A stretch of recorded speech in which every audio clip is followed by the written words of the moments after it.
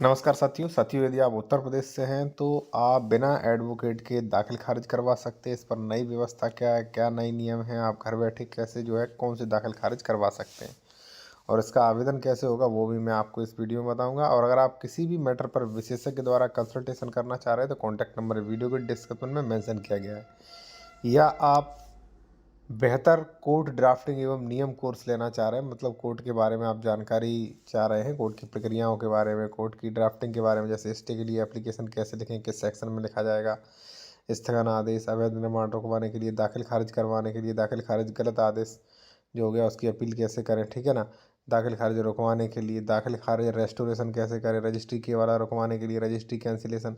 तो इसमें सारे टॉपिक आपको मिलेंगे, इनकी ड्राफ्टिंग भी मिलेंगी। तो आप इसका स्क्रीनशॉट ले लीजिए, अगर आपको लेना है तो व्हाट्सअप कर सकते हैं। और काफ़ी जानकारी इंक्रीज़ हो सकती है जो आपको कभी भी सीनियर एडवोकेट नहीं बताते, ठीक है। जैसे मान लीजिए आपको दाखिल खारिज कैंसिल करवाना पड़ा, पुराना दाखिल खारिज कैंसिल करवाना है, तो हमने ये भी दिया है नोट्स में कि किस सेक्शन में होगा, कब तक होगा, क्या होगा, सब कुछ दिया है, ठीक है। चलिए आते हैं अपने टॉपिक पर।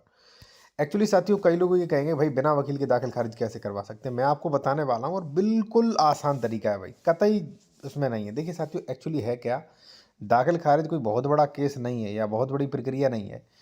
जो धारा 35 है वो स्पष्ट प्रोविजन करती है, उत्तराधिकार या अंतरण के मामलों में धारा 33 या 34 के अधीन किसी रिपोर्ट या तथ्य की जानकारी प्राप्त होने पर, देखिए आपने मान लीजिए 1 जनवरी 2026 को आपने बैनामा करवाया, ठीक है। तो अगर मान लीजिए आपके वकील ने वहाँ पे दाखिल खारिज का आवेदन साथ भर के दिया होगा रजिस्ट्री का, तो 20 दिन बाद ये फाइल आ जाती है वहाँ पे संबंधित तहसीलदार के यहाँ, और वहाँ पे एक डेट लगती है। डेट से पहले आपके पास समन इश्तेहार आएगा, यानी कि सूचना आएगी, एक इश्तेहार जारी होगा, ठीक है, कह सकते हैं नोटिस आएगा एक कि भाई फलानी फलानी तारीख लगी है, और फ़ोन पे अब मैसेज भी आते हैं, ठीक है ना। तो आप समझ जाइए कि भाई हमने ये बैनामा कराया था और हमारी तारीख वो फलानी फलानी दिनांक को लगी है, ठीक है। अब जैसे मान लीजिए 1/26 को आपने करवाया था, ध्यान से सुनना, 1/2026 को, ठीक है। अब आपके पास आया कि भाई आपकी तारीख वो 10 फरवरी को लगी है, ठीक है ना, मतलब 10/2/26 को लगी है। तो आप क्या करें ना, आप उसको तारीख को जाना है और वहाँ पे जाके आप अपना ओरिजिनल बैनामा दिखा सकते हैं कि महोदय ये हमारा दाखिल खारिज का है और इसका मतलब दाखिल खारिज होना है, ये ओरिजिनल बैनामा रहा, ठीक है ना।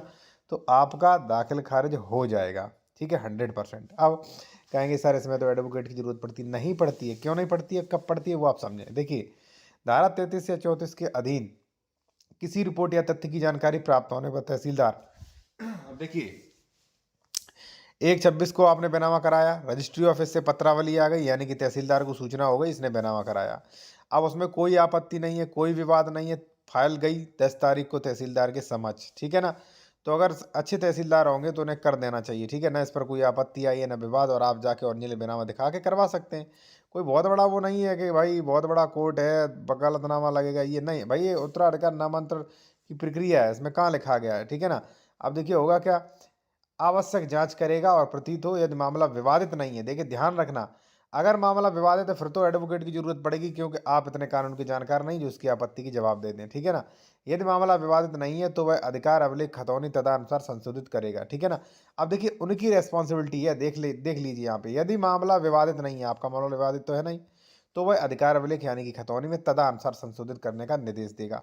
यदि मामला विवादित है तो निपटारा करेगा। अगर देखिए विवादित मामला है तो फिर एडवोकेट की जरूरत पड़ती है, फिर आप हमारे पास आएंगे, महोदय उसने रोक दिया, तो हम देखेंगे क्या उसने आपत्ति लगाई उसका आपत्ति का जवाब देंगे, ठीक है। इस प्रकार से पूरा प्रोसेस आगे चलेगा, ठीक है। हार जाते हैं केस तो वहाँ पे अपील उपजिलाधिकारी के यहाँ 30 दिनों के अंदर होगी, ठीक है। तो आसानी से आप दाखिल खारिज करवा सकते हैं। पुराना दाखिल खारिज है साथियों, तो इस प्रकार से दाखिल खारिज का मतलब फॉर्म सबमिट करें, फॉर्म सबमिट करने के बाद आप इस तरीके से वो लिख सकते हैं और फॉर्म सबमिट करके दे सकते हैं, आपका दाखिल खारिज हो जाएगा। देखिए दाखिल खारिज के तब डरने की ज़रूरत है भाई, जब आपका विवादित हो या कोई मिस्टेक हो तो दिक्कत है, फिर एडवोकेट की ज़रूरत पड़ेगी वहाँ पे, ठीक है।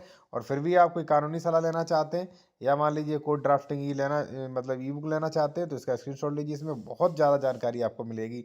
कौन सा केस किस न्यायालय में चलेगा, कोर्ट केस, वाद पत्र के नियम, न्यायालय का चयन, वाद तथ्य, मूल्यांकन, अंतोष, अदालतें, धनाधिकारिकता, कानून में प्रचलित अरबी मतलब जो फारसी शब्दों के उपयोग है, बैनामा सॉलिड कैंसिलेशन है, ठीक है। तो आप जानकारी बेसिस पे ले सकते हैं भाई, बहुत ज़्यादा जानकारी आपको हो सकती है, देख लेना आप, ये टॉपिक सारे मिलेंगे उसके बाद ये ले सकते हैं, ठीक है।